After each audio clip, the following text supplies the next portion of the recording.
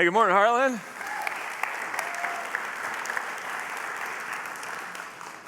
How we doing this morning? Doing good?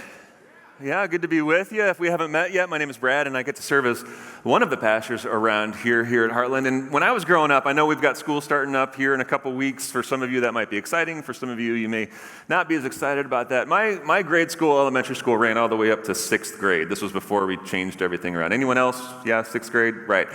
So when I showed up on the first day of 6th grade, it could have been probably one of the biggest disasters or crises of my whole elementary school career.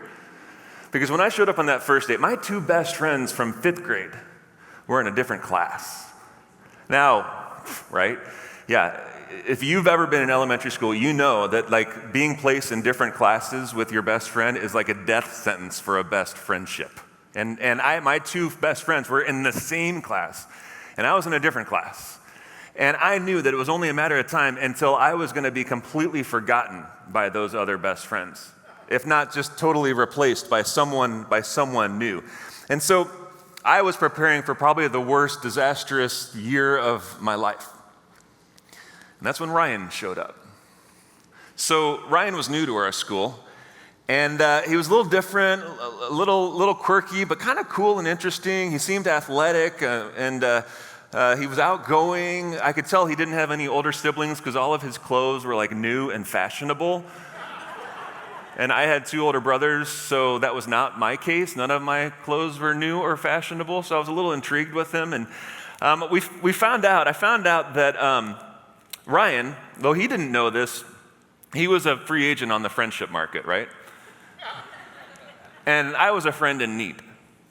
But I wasn't going to just let anyone be my friend. I was going to kind of try him out for a little bit. And we found out that we lived a couple streets apart in our neighborhood, so we decided to meet at the creek after school one day. That's what you did in the 80s after school. You went to the creek, and you played, you got dirty, you found something to do and keep you preoccupied for a couple hours. Can I get an amen?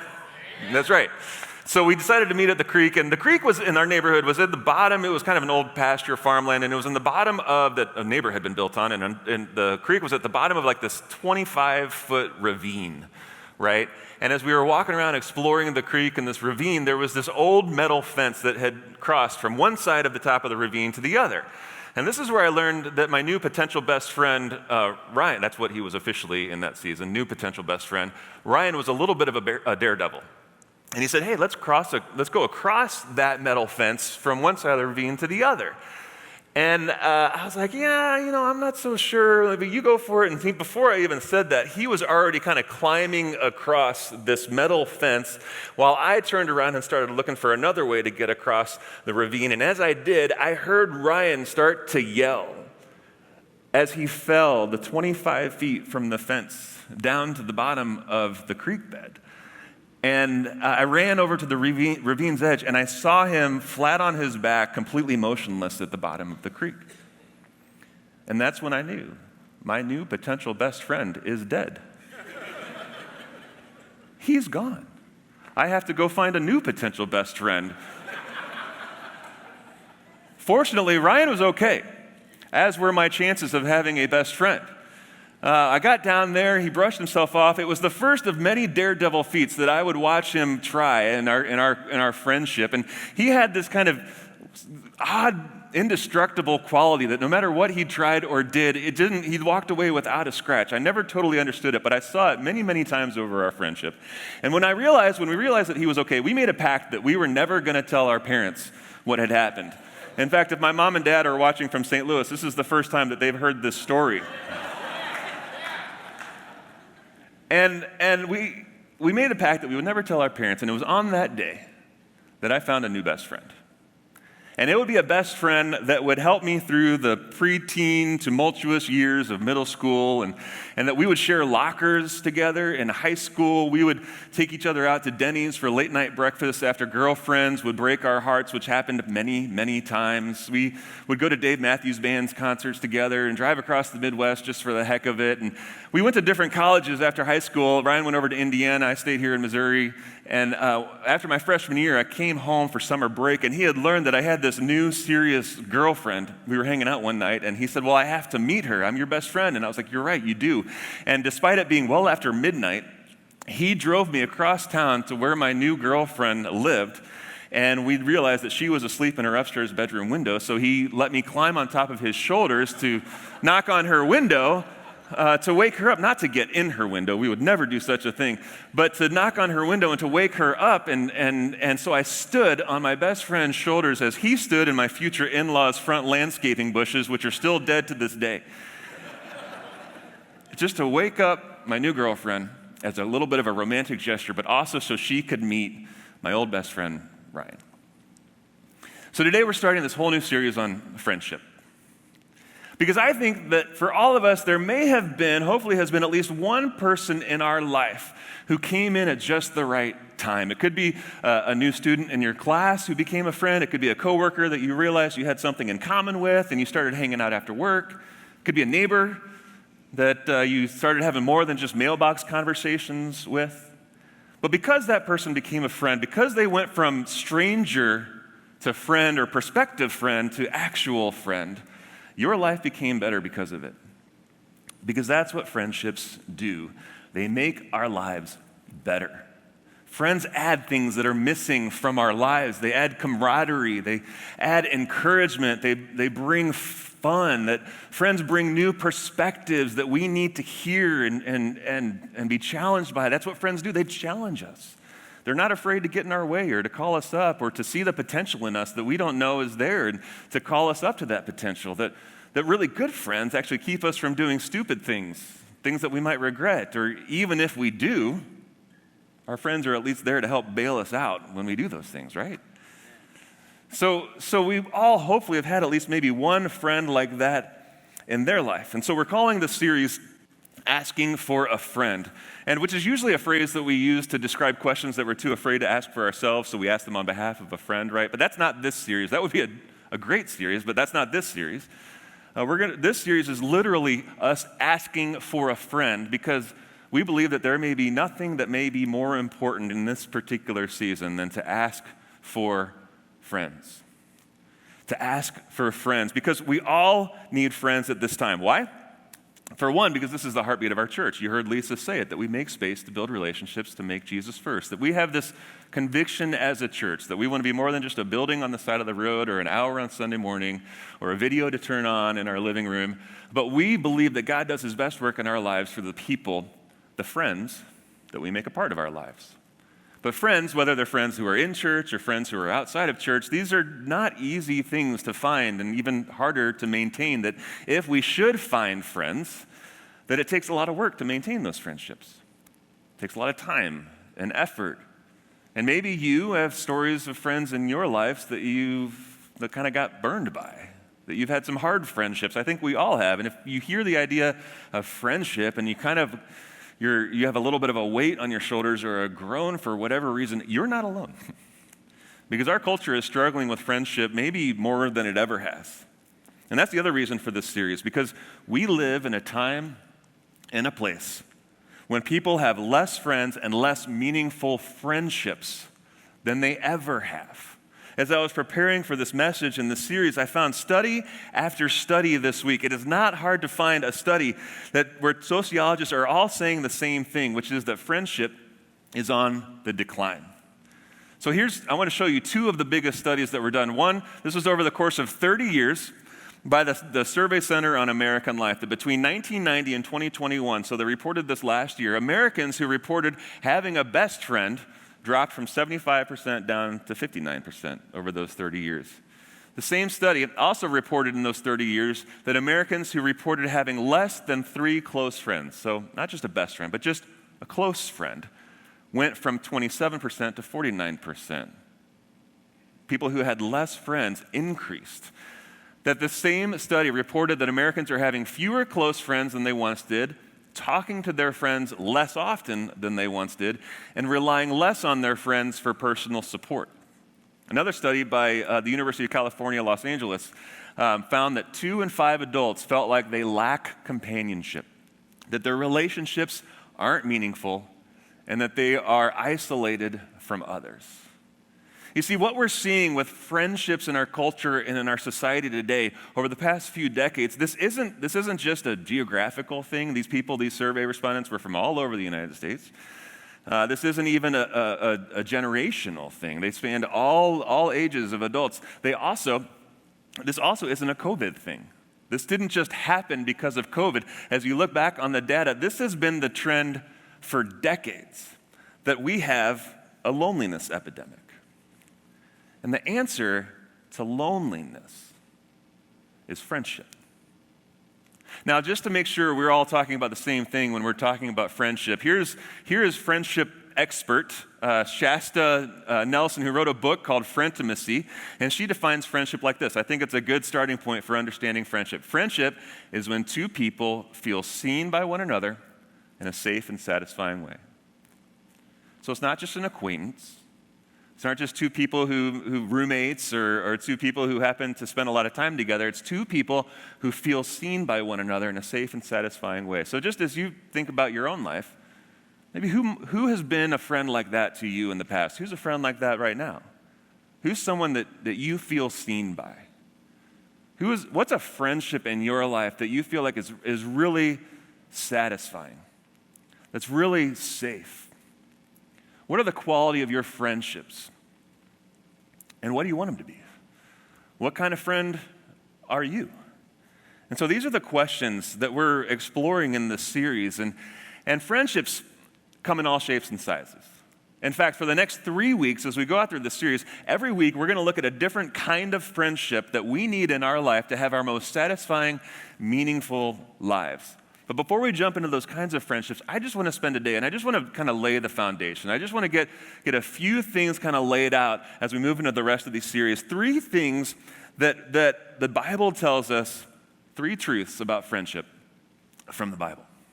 You ready for that? All right, good. So here's the first one, kind of plain and simple. The first thing that we need to know about friendship is that you and I were created for friendship first with God and then with each other. That you and I were created for friendship first with God and then with one another. So over the past few decades, I've been telling you there's been a lot of studies that have been done, and Britton Gregory, our connections director here at Heartland, if you know Britton, you love Britton.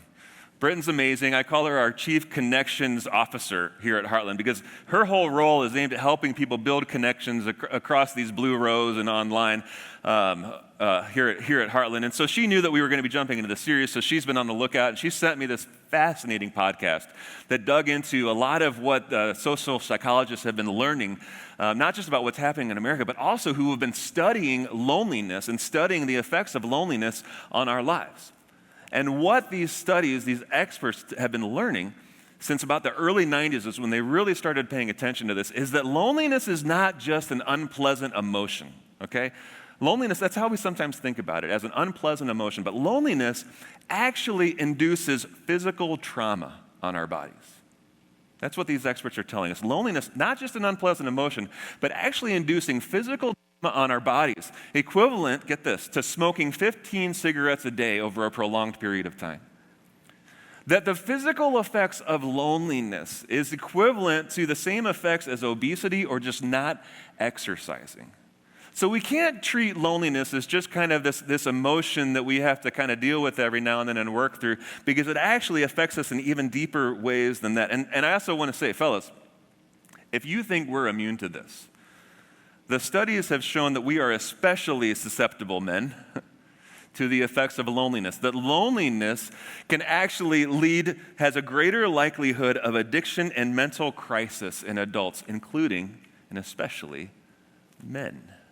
Now, if you're thinking, well, that's fine, but I'm not lonely, the studies have also shown that men are less likely to admit feelings of loneliness.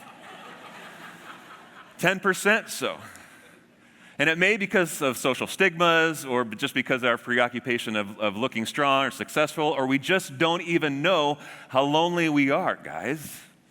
So we can't excuse ourselves from the purpose and the point of friendships.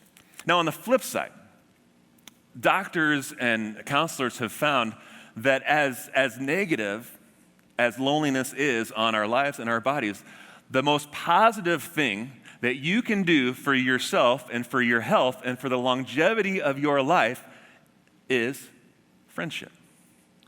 That these deep and meaningful connections that we have with other people, that we cultivate in our other people, have greater impact on the quality and the longevity of our life. But more than diet, more than surgery, more than genetics, more than even medicine. Now all of these things can be good things and can be helpful things in our health, but close friendships have as good, if not greater, an impact on our life and the longevity of it than all of those things. Now, I share all this to you not so we can have kind of a science lesson, but because what these experts are finding should not be a surprise for us. That what they're finding has already been revealed to us through the pages of Scripture right there on page 1. That you and I were created for friendship, first with God and then with one another. That's the first thing, that you and I were created for friendship with God and one another. In fact, when we look at Genesis 1, right there at the beginning, here's a verse we looked at a few weeks ago when God says right at the end of making all of creation, the universe and the planets and the sun and the moon and the earth and the land and the sea and the animals and the birds, and then he gets to creating one more thing, kind of the climax of his creation. He says, let us make humankind in our image after our likeness. And we paid attention to this plural word, us and our, and it says, why is God speaking in the plural? And we kind of started to dig into this massively complex mystery called the Trinity. That God is one, but he is made up of 3 unique and distinct persons who work and live in relationship with one another. God the Father, God the Holy Spirit, and God the Son, Jesus. And so the image and the likeness of God that he's referring to is this relational wiring. This relationship with one another, and it's out of this relationship that you and I have been created. And so he says, let us make mankind in our image. He's relational, and so are we. And so he creates Adam out of this relationship for a relationship with God, but despite God and Adam having this beautiful relationship, despite Adam having God entirely to himself, think about how beautiful that would be. God, I have you entirely to myself. Despite that, God says, not good. Everything else, good. This, not good. This guy having me all to himself, not good. He needs something else. Something is missing. And that word good means tov, or in the Hebrew it's tov, which means not working the way it's supposed to. And so he says, it is not good for man to be alone. And so he creates for Adam a teammate. He creates for Adam someone else, because he looks at Adam and says, it's not good that he doesn't have anyone to work with. That he doesn't have anyone to talk about his day with, that he doesn't have anyone to explore creation with, to laugh with, to tell stories with. This is not good. And so he makes for him a teammate. He gives him Eve. Now, sometimes we read this passage as a reference to marriage. And we can't be so quick to do that, because this isn't a story about the Adam's dilemma was not his singleness. His dilemma was his loneliness. That's what God is seeing and stepping into here, that Adam needed something more than just a relationship with God. He needed relationships with other people. Now here's the other thing. When we talk about loneliness, there is a good loneliness, and there's also an unhealthy loneliness. That German theologian Paul Tillich, he describes this. He says, solitude is the joy of loneliness. Solitude is the joy, what he says is solitude is the joy of being alone, loneliness is the pain of it. Think about that. There are some times when it's joyful to be alone. If you have kids, if you're married, if you have roommates, if you have coworkers, there's times when it's good for us to be alone. That's the joy of being alone. That's solitude. The flip side is loneliness, which is the pain of being alone. And that's what God sees here in Adam. God knew that it wasn't good for Adam to work alone and to be by himself. And what it tells us about Adam, and what it really tells us about ourselves, is that we need other people in our lives. We know that we need those deep and lasting and meaningful connections, that for us to experience the fullness of the life that God created us to have, we need friendship, first with him and then with one another. Now, as we look for those friends, as we find those people that we bring into our life, here's the second kind of big overarching truth that the Bible tells us about friendships, and it's this. It's that your friends determine the direction of your life. That there is something about the people that make up our life that determine the direction and the quality of our life. That friendships are important, but who you choose to make those friends is just as important. And so there's this book kind of in the middle of the Bible called Proverbs. It's a book full of wisdom, practical wisdom about how to live life. And in this book, there are plenty of verses about friendship and about the kind of people that we make our friends. And it was written by supposedly the wisest person who ever lived, King Solomon. And there's one verse that I think is especially important when it comes to friendships. And the verse is this. He says, let's read this together just to kind of keep us awake. Walk with the wise and become wise. Let's do that again. Walk with the wise and become wise. Now, you read that, walk with the wise and become wise. What Solomon is telling us is that wisdom, this quality of, what's wisdom? It's kind of this quality practice of careful living, good judgment, kind of discernment, right? Going about life with that kind of care. And wisdom is actually contagious, that simply by being with people who have wisdom, you yourself become wise. You benefit from their wisdom. Now, who are the wise people? It's the friends that your parents wish you were friends with. Okay? I know we've got our middle schoolers, they don't have programming this morning because they're training leaders down there. And so what I'm going to tell you, because I've been in middle school before, it was a long time ago, but what you don't know that your parents knew and they're realizing that their parents knew was that who you're friends with have something to say about the trajectory and the quality of your life. That when we surround ourselves, when we make those wise people, and when we pull them into our circles and do life with them, then we actually benefit from their wisdom, because wisdom is contagious. Now, look at the rest of this verse. Let's say this together. But a friend of fools suffers harm. A friend of fools suffers harm. Walk with the wise and you become wise, but a friend of a fool suffers harm. Now, what's a fool? It's someone who lacks wisdom. They don't practice that kind of careful living. They don't have that sound judgment and discernment in their life. And so when they make those kinds of decisions and mistakes that kind of reek of folly, of foolishness, that what the Proverbs tell us is that when they do, it's not just them who suffers harm. It's those who are close to them. And you have experienced this. You know this to be true.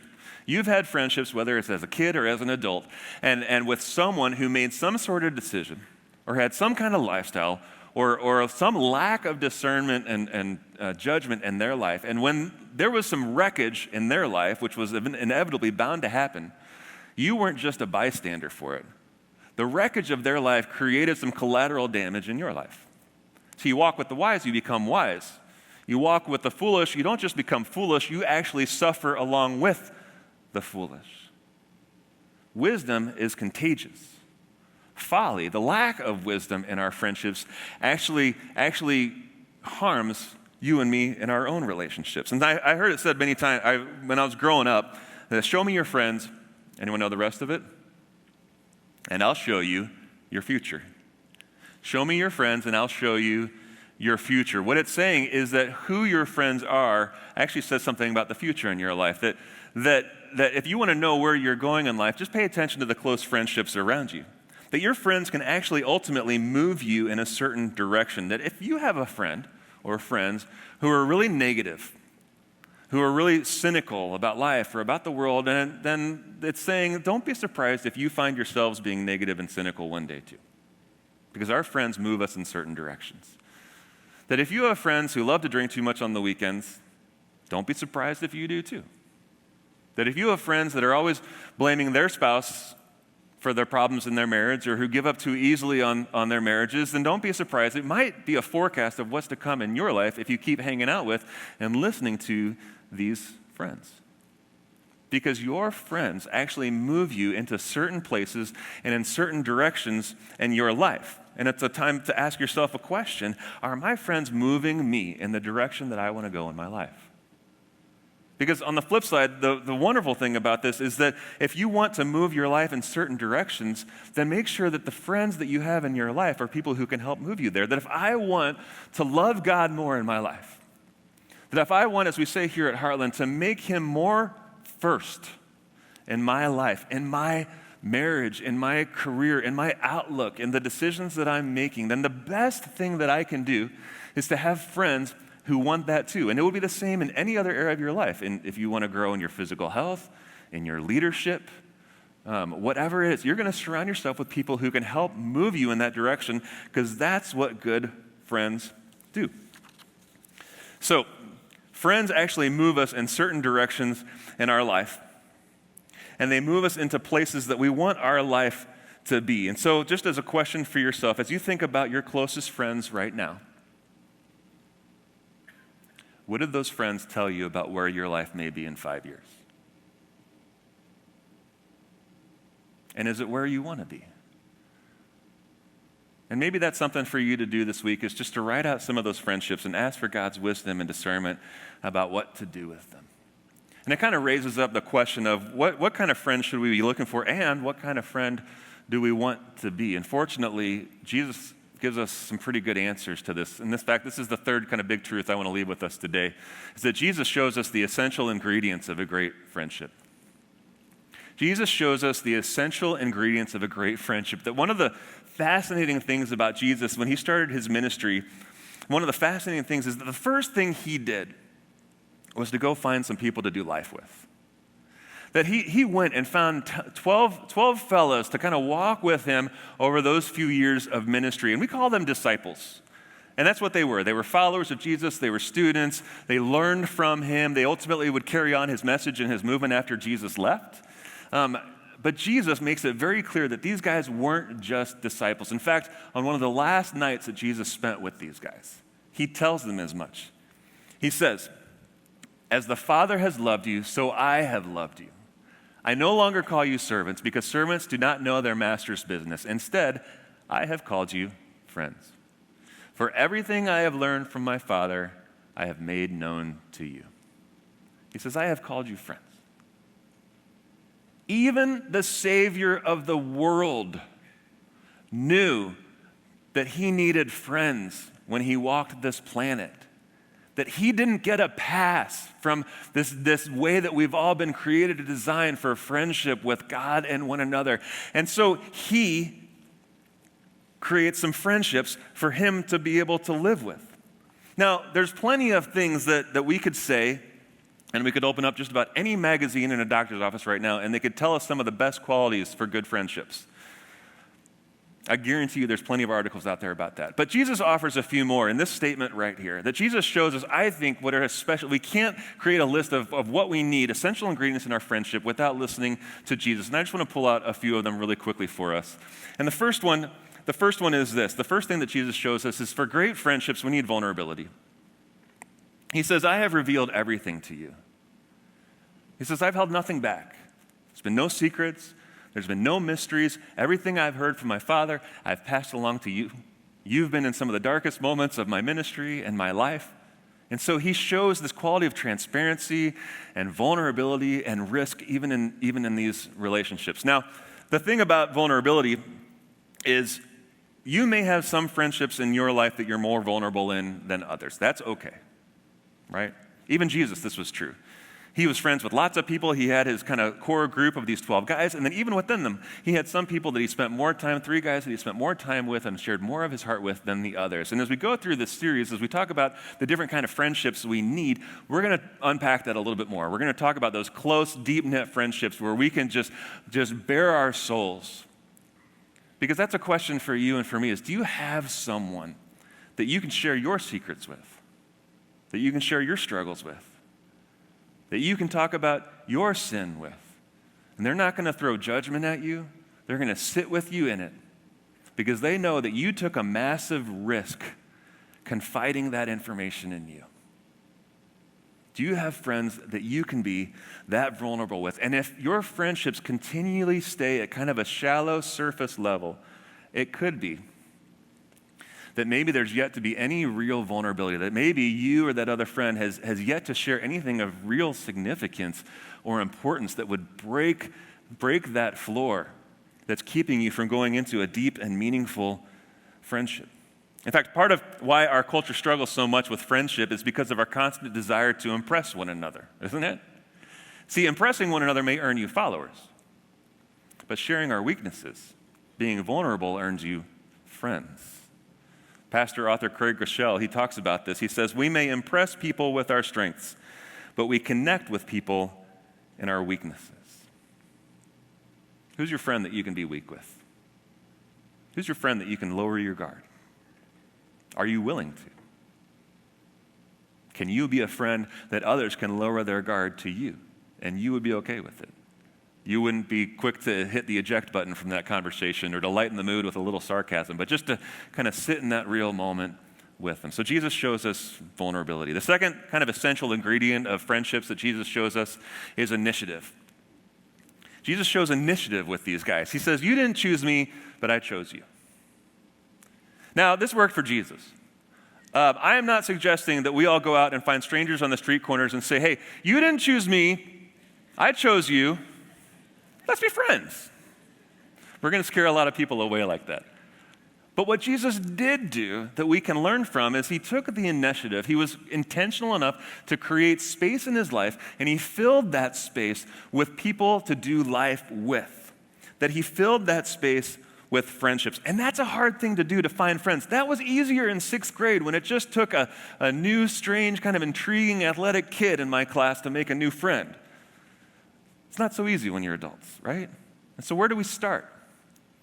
We start by finding people that we might actually share something in common with. This is what famed atheist turned follower of Jesus, C.S. Lewis, talks about. He says, friendship is born at the moment when one person says to another, what? You too? I thought I was the only one. Because C.S. Lewis realizes that friendships are built at this moment when we realize that we have something in common with one another. And I think this is something we really struggle with in church, especially. That we sit in these blue rows or we watch from online and we don't think that there could be anyone else here in this room that has something in common with me, with you. So this is why so many of our efforts around community here at Heartland are built on creating some kind of what? You too? Kind of experiences. Now that's what all of our meetups are that we've been doing this past year, that out in our atrium and our hub, that when we talk about, hey, go find someone that you have something in common with. It could be a common interest like paddleboarding or motorcycling, or we just kind of have done everything under the sun. Because we want to help our big church feel small by giving us an easy access point into these friendships, by creating a space where you can find other people that you look at and go, you too? Huh, I don't know. And maybe from that conversation there could be a friendship that's born out of it. Or maybe it's someone that you have a common purpose or a passion that you share with this other person, that you have a passion for giving away food to those who most need it in our community, or supporting those who are in foster care or adoption, or mentoring kids and youth, even right here in our Heartland community, that you can link arms with other people who have that same passion and purpose, that actually some of the strongest friendships here at Heartland have been formed between people who serve and who volunteer together. Because when you do those things, you're not just making a difference, you're actually making a friend more often than not.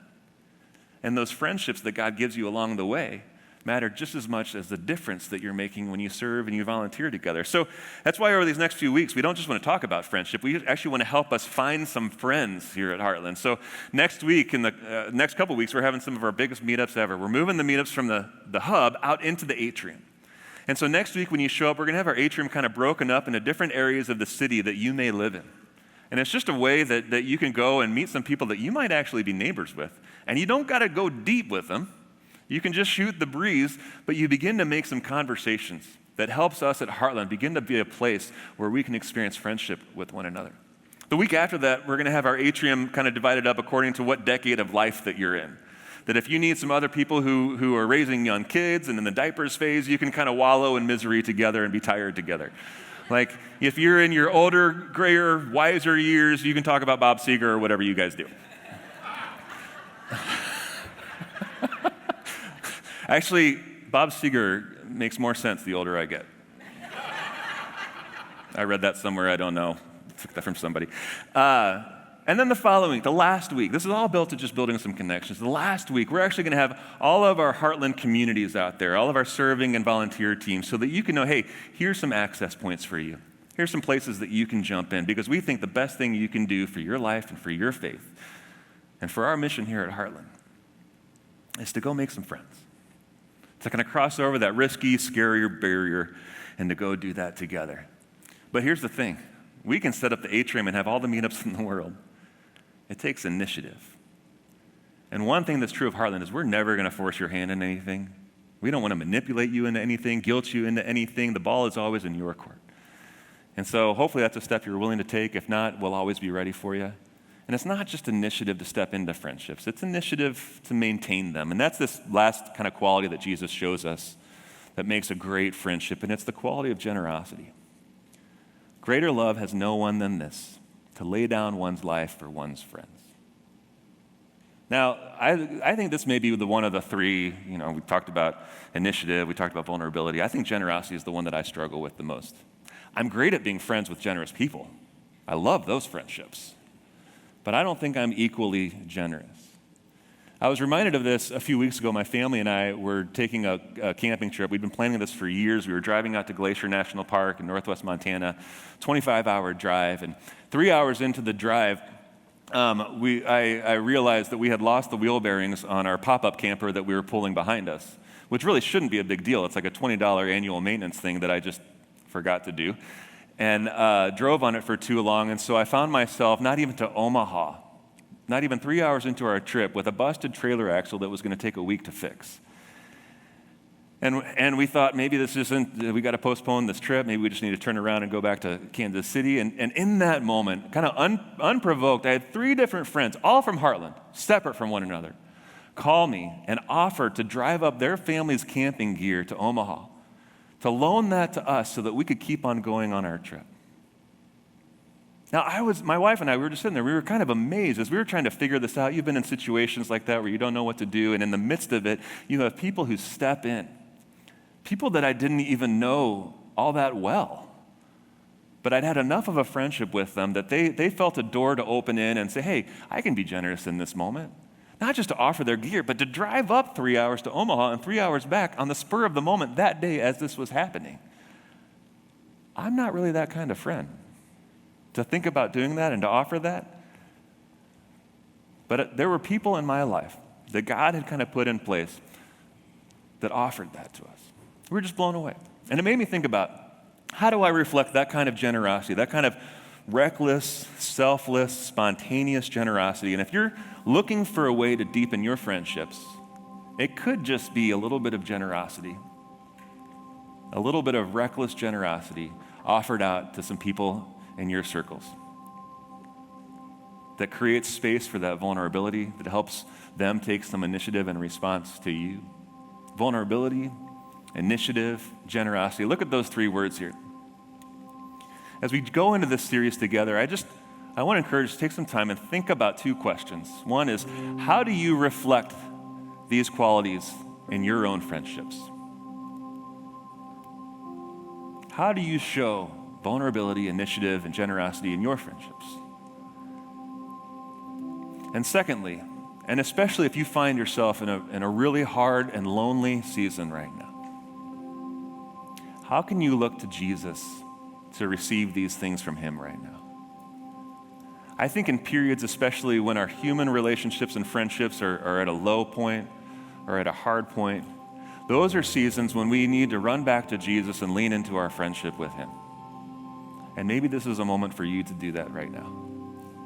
And so right now we're going to move into a time of communion. And it's a time where we can remember together as a community here that Jesus is the one who makes friendship with God and one another even possible. We talk about the relationship and friendship with God a lot, but we don't always talk about the friendships with one another and how we need Jesus' grace in those relationships just as much as our relationship with God. And it's a time to remember that when Jesus went to the cross, that he didn't just go as a Lord, he didn't just go as a Savior, he went to the cross as a friend. That he sat in that room with his fellows, with his guys, with his boys, with the people that he had done life with. And he called them friends. And then just after that is when we see him take the bread and take the cup and say, this is a picture of what I'm about to do for you out of my love for you. I've made myself weak and vulnerable. I'm taking this initiative and I am lavishing my love freely upon you. Because the thing about the generosity of Jesus is it never waits to be asked. It never wonders if it's deserved. It just is. It never regrets being offered.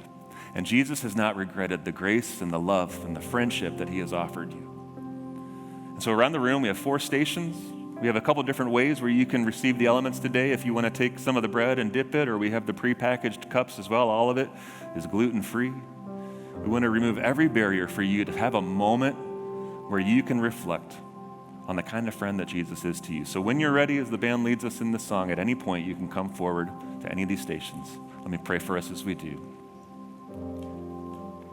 So Jesus, we thank you for the hope of friendship. I pray for every single person in this room. If we find ourselves in lonely seasons, God, to know the comfort of one who sticks with us like a brother, a friend who is like none other. God, maybe we reflect on our friendships and we realize some wrongs that we've done, some initiative that we've failed to take, some hurt that we've caused, that these next few weeks can be a healing season for us, Lord. That you would do things in this series, in our church, that we in our world are so deeply in need of, to be a friend to one another. Give us wisdom. Give us initiative. Give us love. And thank you for being the friend to us. A friend that we could never ask for, that we never deserve, but that we can always turn to. We come to you now to the table in your name, Jesus, and because of your grace.